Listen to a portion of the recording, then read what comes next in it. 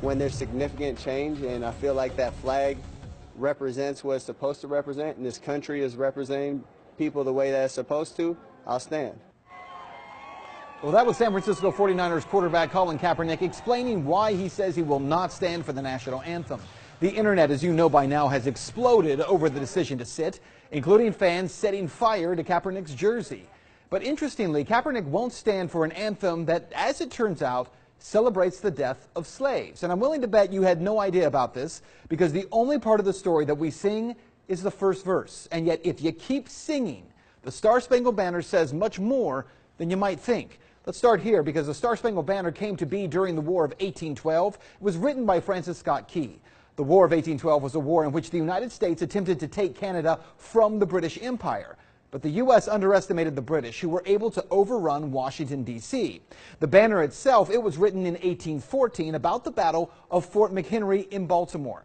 But as explained in an article by The Intercept, one of the missing parts of history is that part of the reason the British had been so successful during that war was their active recruitment of American slaves. Whole families found their way to the ships of the British, who accepted everyone and pledged that no one would be given back to their owners. Adult men were trained to create a regiment called Colonial Marines, who participated in many of the most important battles, including the August 1814 raid on Washington. Then on the night of September 13, 1814, the British bombarded Fort McHenry. Key, seeing the fort's flag the next morning, was inspired to write the lyrics for the Star-Spangled Banner. So without question, American slaves played a role in fighting against Americans in that battle. About 6,000 former slaves total fought with the British to secure their own freedom.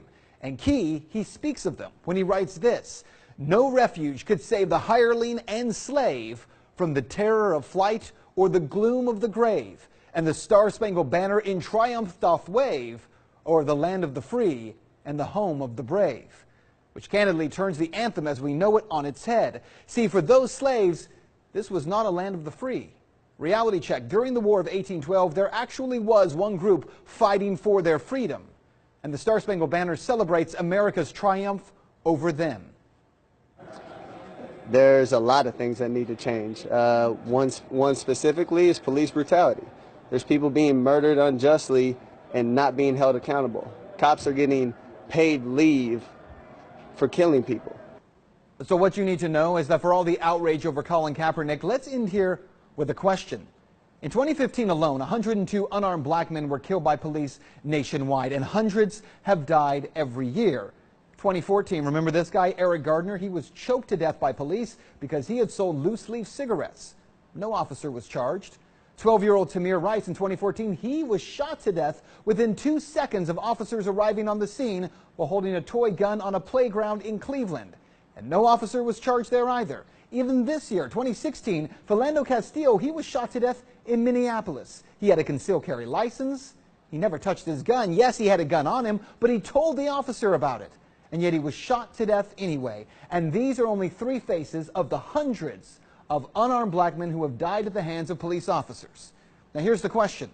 If you feel outrage when you see this picture of Kaepernick sitting down, and yet you do not feel any outrage when you see these images, well, quite candidly, isn't that part of the problem?